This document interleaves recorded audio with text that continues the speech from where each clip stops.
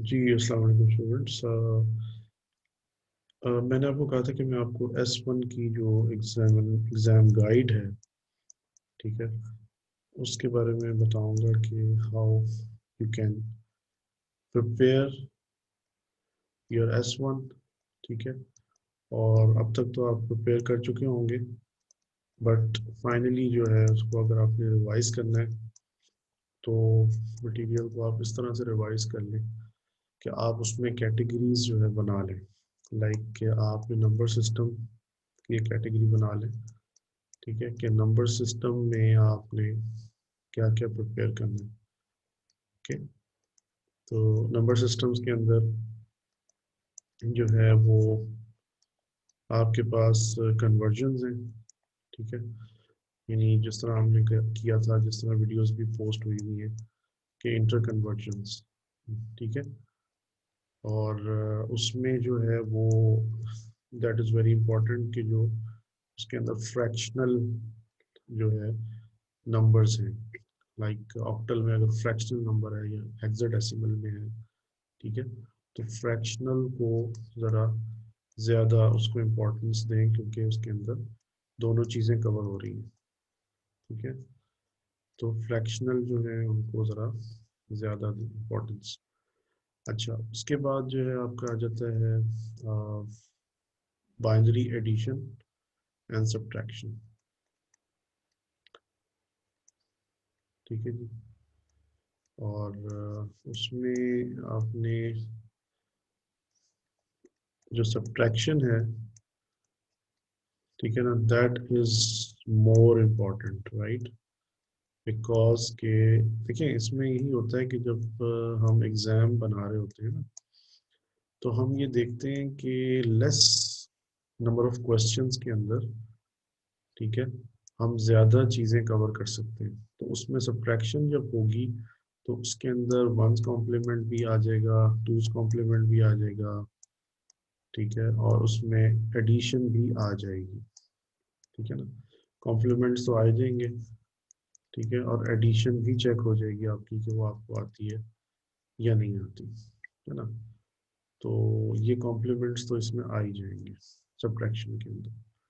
तो subtraction is like more important कि वो आपको अच्छी तरह से आए। और उसके बाद जो है आपके पास जिस तरीके से मैंने क्विज लिया था और उसके अंदर मैंने आपको एनालिसिस के क्वेश्चंस दिए थे कि लाइक आपके पास अगर सर्किट आपको गिवन है, ठीक है ना, उसके ऊपर वीडियो भी है कि लॉजिक सर्किट गिवन है और लॉजिक सर्किट से आपने बूलियन इक्वेशन जो है वो एक्सट्रैक्ट करनी है। तो वो आप जब बूलियन इक्वेशन निकाल लेते हैं तो फिर आप उसको एनालाइज कर सकते हैं, उसका ट्रुथ टेबल बना सकते हैं। ट्रुथ टेबल से फिर आप उसको जो है वो उसकी जो एसओपी है, राइट, वो निकाल सकते हैं, ठीक है। एसओपी निकाल के आप उसको के मैप पे ले जाएं, ठीक है। के मैप से आप उसको जो है वो सिंप्लीफाई करके एक रिड्यूस्ड एक्सप्रेशन से आप एक रिड्यूस सर्किट दें कि जी आपको पहले जो सर्किट दिया गया था वहाँ वो सर्किट जो था, ठीक है, उसमें कंपोनेंट ज़्यादा लगे हुए थे, गेट्स ज़्यादा लगे हुए थे और उसका साइज बड़ा था, उसमें डिले ज़्यादा था। अब ये जो रिड्यूस सर्किट है काम ये भी वही करेगा लेकिन ये डिले इसमें कम होगा, इसका साइज रिड्यूस होगा, कॉस्ट रिड्यूस हो जाएगी, ठीक है। एक ये था। दूसरा ये है कि अगर आपको लेट से ये तो पूरा साइकिल इसमें कवर हो रहा है, अगर लेट से कि के मैप से सिंप्लीफिकेशन आपको दी जा रही है, राइट, तो उसमें ये भी हो सकता है कि आपको एक एसओपी दे दी जाए, उसमें ये भी हो सकता है आपको पीओएस दे दिया जाए, ठीक है। ठीक है, एसओपी के लिए सिंबल ये समेशन यूज होता है, पीओएस के लिए सम ये पाई का सिंबल यूज होता है, ठीक है। तो इसमें ये प्रोडक्ट के लिए भी यूज होता है, राइट। तो अब ये जो समेशन है इसमें जो टर्म्स दी होंगी आपको, ऑब्वियसली उनकी जगह आपने के मैप के अंदर सेल्स उन सेल्स को वन से फिलअप करना होगा, जबकि पीओएस में आपने जो प्रोडक्ट सिंबल के साथ दी होंगी टर्म्स, या नंबर्स दिए होंगे, वो सेल आईडीज होंगे बेसिकली, उनको मिन टर्म्स भी कहते हैं। तो उनको आप मैक्स टर्म्स, सॉरी इसमें मैक्स टर्म्स होंगी, मिन टर्म्स इसमें होती हैं एसओपी में, पीओएस में मैक्स टर्म्स होती हैं। तो वो जो है उनको आप जीरो से फिलअप करेंगे और फिर उनको ग्रुप करके फिर आप पीओएस एक वहाँ से एक्सप्रेशन निकालेंगे और फिर उसका सर्किट अगर ड्रॉ करने के लिए कहा गया तो वो आप करेंगे, राइट। तो ये भी हो सकता है कि फाइनली आपको यहाँ से एक रिड्यूस सर्किट बनाना हो। ठीक है जी, ओके। अच्छा, अब आ जाते हैं जी आपके पास जो है, अब ये ज़रूरी है नहीं है कि ये कहीं भी फिट इन हो सकता है कि नैंड नैंड से आपको कह दिया जाए फाइनली कि जी फाइनली आपने जो सर्किट बनाना है वो नैंड नैंड से बनाना है, ठीक है। या आपको ये कह दिया जाए कि जी जो फाइनल सर्किट आएगा उसको आपने नॉर नॉर से बनाना है, ठीक है। अब आपके पास लेट से एसओपी दी हुई है और आपको कहा जा रहा है नॉर नॉर से, तो आप कहेंगे कि जी एसओपी से मैं नॉर नॉर कैसे करूँ, ठीक है। ये तो नहीं हो सकता, एसओपी से तो नैंड नैंड ही बनेगा। तो एसओपी को पहले आप कन्वर्ट करेंगे पीओएस के अंदर, ठीक है, और फिर पीओएस से फिर आप नॉर नॉर बनाएंगे। तो एसओपी से पीओएस में जाना आपको आना चाहिए कि एसओपी से पीओएस में कैसे जाना है, ठीक है, कन्वर्जन में। या पीओएस अगर आपको दिया हुआ है और आपको कहा जा रहा है कि जी नैंड नैंड बनाए, तो पीओएस से आपको एसओपी में जाना जो है वो उसका पता होना चाहिए कि how to convert POS to SOP, ठीक है जी। अच्छा, अब जो बहुत ही जो जिसके ऊपर बहुत शोर हो रहा है कि जी हाफ एडर और फुल एडर, राइट। तो हाफ एडर और फुल एडर का ट्रुथ टेबल कई दफ़ा डिस्कस हो गया हुआ है, ठीक है, कि जी हाफ एडर में जो है वो आपके पास सिर्फ दो इनपुट्स हैं, ठीक है, और उसमें दो आउटपुट्स हैं।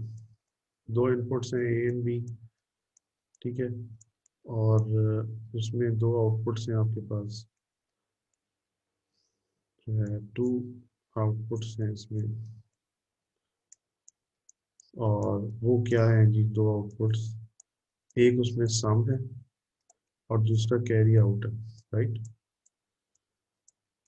ठीक है, तो इसका तो ट्रस्ट टेबल सिंपल है कि आपके पास जाहिर सी बात है दो इनपुट्स हैं तो दो उसके चार कम्बिनेशंस बनेंगे और हर एक का कम्बिनेशन का आप सम और कैरी आउट करके दिखा देंगे और फिर उसके बाद उसकी एसओपी एक निकाल के उसका सर्किट बना लेंगे। इसका वेल नोन सर्किट है, ठीक है। फुल एडर का भी जो है एक वेल नोन सर्किट है, उसकी डेरिवेशन भी हमने जो है वो क्लास में कर ली थी। अब एज इट इज उसको मैं नहीं चाहता कि उसका आप रट्टा लगा के आ जाए, ठीक है। वो लैडर के अंदर जो है वो क्या होता है, थ्री इनपुट्स होती हैं, ठीक है ना। थ्री इनपुट्स जो है वो होती हैं, उसमें सी इन जो है वो भी शामिल होता है, कैरी इन, ठीक है। ए एंड बी दो इनपुट्स होती हैं और जो है उसकी आउटपुट जो है वही होती है सेम, सम इन कैरी आउट। अब इसमें जो है वो फुल एडर आपने हाफ एडर से कैसे बनाना है, ठीक है। ये भी जो है रटा रटाया सर्किट है, मैं नहीं चाहता कि उसको रट के आप आ जाए, ठीक है। अब फॉर एग्जांपल के इसमें क्या चीज़ हो सकती है, इसको मैं यहाँ से इरेज करके बताता हूँ कि फॉर एग्जांपल क्या हो सकता है कि जी मैं दो नंबर आपको दे दूँ, ठीक है, दो नंबर आपको दे दिए जाए और आपको कहा जाए कि इनको आप हाफ एडर से या फुल एडर से की मदद से, half aiders and full adder की मदद से आपने ये अचीव करना है। फॉर एग्जांपल 3 + 4, ठीक है, ये आपने जो है अचीव करना है। 3 + 4 7 आता है। तो ये अब आपने जो काम करना है 3 और 4 को ऐड करना है, अब आपने इसका मुझे ब्लॉक डायग्राम की मदद से ब्लॉक डायग्राम शो करते हुए फुल एडर का इंटरनल सर्किट नहीं चाहिए, ठीक है। ब्लॉक डायग्राम शो करते हुए आप मुझे ये बताएं कि ये 3 और 4 को आपने ऐड किस तरह कर सकते हैं, किस तरह कर सकते हैं यूजिंग फुल एडर्स, राइट। अब फॉर एग्जांपल कि मैं यहाँ पे ये करता हूँ कि अब मुझे पता है कि 3 जो है, ठीक है, उसका बाइनरी कोड क्या है, 1 1, राइट। 2 बिट्स में ये आ रहा है। 4 जो है, राइट, उसका जो बाइनरी कोड है दैट इज 100, ठीक है, 100, ठीक है जी। अब इसको जब ऐड करेंगे तो ये बनेगा आपके पास 7, जिसका कोड जो है वो क्या होगा, 1 1 एंड 1, ठीक हो गया। अच्छा, अब इससे बात जाहिर हो रही है कि एक आपके पास नंबर जो है वो जो ऐड हो रहा है उसमें से एक नंबर जो है वो 3 बिट पे आता है, जबकि एक नंबर, दूसरा नंबर जो है that is 2 bits, that is of 2 bits, right. तो अब हमें 3 बिट तो लेनी पड़ेगी बिकॉज के एक नंबर 3 बिट का है इसमें। तो ओवरऑल हमें 3 बिट की एडिशन करनी पड़ेगी। अब आपको पता है कि 1 बिट की जो एडिशन होती है उसके लिए आपको एक फुल एडर चाहिए होता है, ठीक है।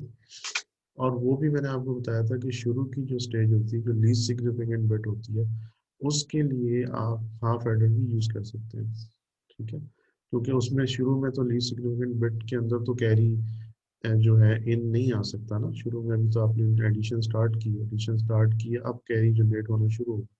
तो पहली स्टेज में तो फुल एडर की जरूरत नहीं है, पहली स्टेज पे तो हाफ एडर से भी काम चल सकता है, ठीक है। तो लेट्स से कि ये दो नंबर है मेरे पास, 3 जो है उसको मुझे किस तरह रिप्रेजेंट करना होगा 3 बिट पे, कि मुझे उसको इस तरह लिखना होगा 0 1 में, राइट, ठीक है। तो अब यहाँ पे देखें कि मेरे पास एक जो है फुल एडर है मेरे पास, ठीक है। यहाँ पे शुरू की पहली स्टेज है मेरे पास, जब पहली स्टेज है तो पहली स्टेज में तो मैं हाफ एडर से भी गुजारा कर सकता हूँ,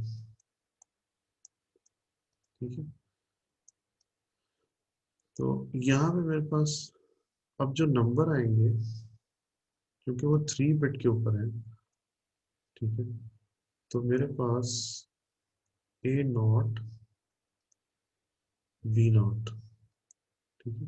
अब ये एक्चुअली हो क्या रहा है, ये इस तरह से हो रहा है कि मेरे पास जो नंबर है that is A0 A1 A2, ठीक है। ये नंबर इस तरह से आ रहे हैं कि ये 0 1 1 है, यानी ये मेरे पास क्या है बिट, ये A0 को रिप्रेजेंट कर रही है, ये A1 को, ठीक है, और ये A2 को, ठीक है। अच्छा, इसी तरह मेरे पास जो है दूसरा नंबर है V0 V1 B2 होगा, वो क्या होगा 100, ठीक है। अब यहाँ पे मैंने इस तरीके से इसको किया कि ये हाफ एडर यूज हुआ पहली स्टेज पे, ठीक है, और यहाँ पे मेरे पास इसका कैरी आउट आ गया, राइट। अच्छा जी, अब दूसरी स्टेज पे मेरे पास एक फुल एडर चाहिए, क्योंकि यहाँ से पहली स्टेज से कैरी जनरेट हो सकता है, तो फुल एडर की जरूरत पड़ेगी जो कि उस कैरी को इन करेगा, राइट। यहाँ पे क्या चाहिए मुझे, कैरी इन चाहिए, राइट, C I में कह देते हैं। अच्छा, और यहाँ पे मेरे पास B0 के बाद क्या आएगा B1, और यहाँ पे क्या आएगा A1, राइट, ठीक है। अच्छा, इसका भी साउंड जनरेट होगा और इसका कैरी आउट होगा, राइट। अच्छा, इसका जो कैरी आउट था पिछली स्टेज पे वो जाएगा इसके अंदर, सॉरी,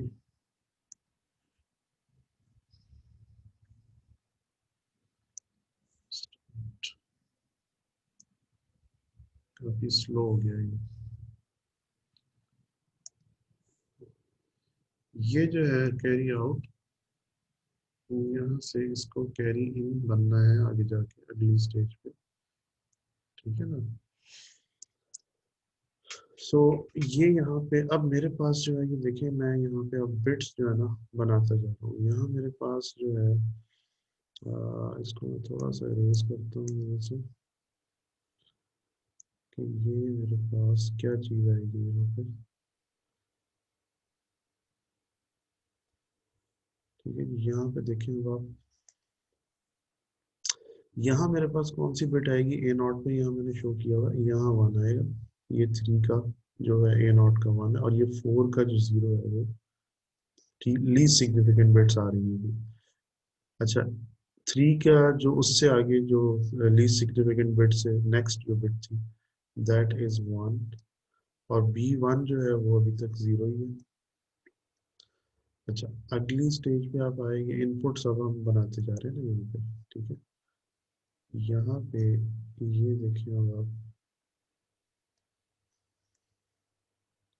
एक्चुअली ये ब्लॉक डायग्राम में ना हमने शो करना है इसको, ठीक है, कि ये एडिशन जो है किस तरह से हो रही है, राइट।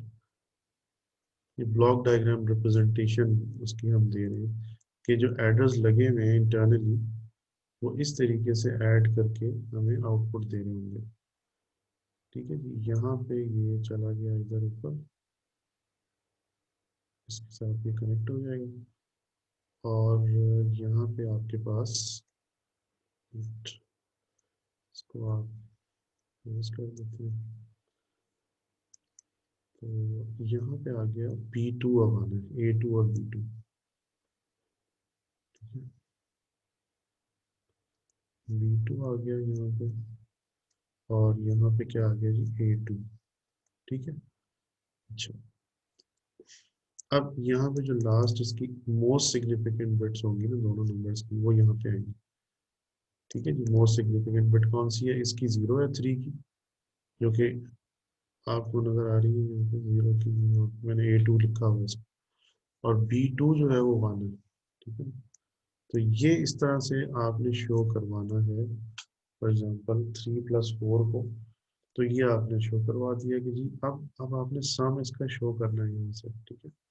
ये पहली स्टेज पे क्या सम जनरेट हो रहा था, राइट।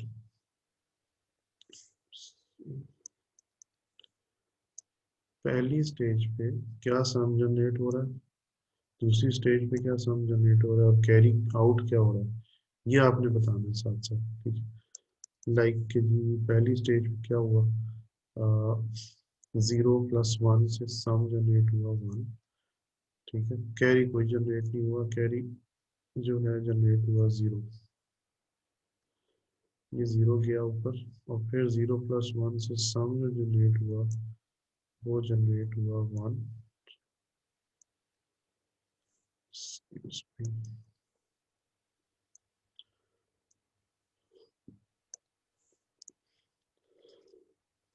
ये 1 जनरेट हुआ, इसको भी हम यहाँ नीचे एरो डाल के लिख लेते हैं कि यहाँ पे ये सम हमारा जो है वो जनरेट हो रहा है 1, राइट, ठीक है। और इट्स वेरी सिंपल, मतलब सिंपल थिंग जो है हम करने जा रहे हैं, कोई इसमें मुश्किल चीज़ नहीं है, लेकिन जस्ट रिप्रेजेंटेशन आपको मैं सिखा रहा हूँ कि किस तरह आप इसको रिप्रेजेंट कर सकते हैं, ठीक है ना। इसका सम जो है ये भी 1 आएगा, कैरी इसमें भी जो है वो 0 ही जा रहा है, कैरी आउट, जो कि आगे जाके कैरी इन बनेगा, और फिर ये 1 + 0 होगा, और फिर इसका भी कैरी आउट जो है वो 0। तो ये आपके पास जो सम आया देखिए 1 1 1, ये फाइनल आपका सम बनेगा, इसको मैं कहूँगा S0, ये S1 है, और ये S2 है। यानी सम के अंदर जो है वो बिट्स है ना, ठीक है, जो सम फाइनल मिल रहा है आपको ये बेसिकली 7 के इक्वल है, ये सारा जो है S0, S1 एंड S2, ये मिल के आपका सम बना रही है एक्चुअली, ठीक है जी। तो ये मिला के जो है ये सारी ये 7 के बराबर है रिजल्ट, ठीक है। सो दिस इज हाउ, मतलब कि आप इसको शो करा सकते हैं। तो ये थोड़ा सा था कि फुल एडर और हाफ एडर की कोई अगर इम्प्लीमेंटेशन है, तो ताकि आपको बेसिकली चेक किया जाए कि आपको ये फील मिली है कि नहीं मिली, कि this is the example of parallel aiders, हमने पैरेलल एडर्स लगाए हैं, और जहाँ पे हम कॉस्ट बचा सकते थे वहाँ हमने बचाई है, कि पहली स्टेज में हमें फुल एडर की ज़रूरत नहीं है, तो हम हाफ एडर यूज़ करें। यहाँ पे मैं मेंशन ये लिख देता हूँ यहाँ पे कि ये फुल एडर है, ये भी फुल एडर है, ठीक है। शुरू में हमने हाफ एडर यूज़ किया, तो इस तरह से बाकी तो चीज़ें जो हैं, अब बूलियन जो मिनिमाइजेशन है, बूलियन अलजेब्रा मिनिमाइजेशन, राइट। तो वो भी आप उसको प्रिपेयर कर सकते हैं अच्छे तरीके से, कि वो भी पॉसिबल है कि आपसे पूछी जाए।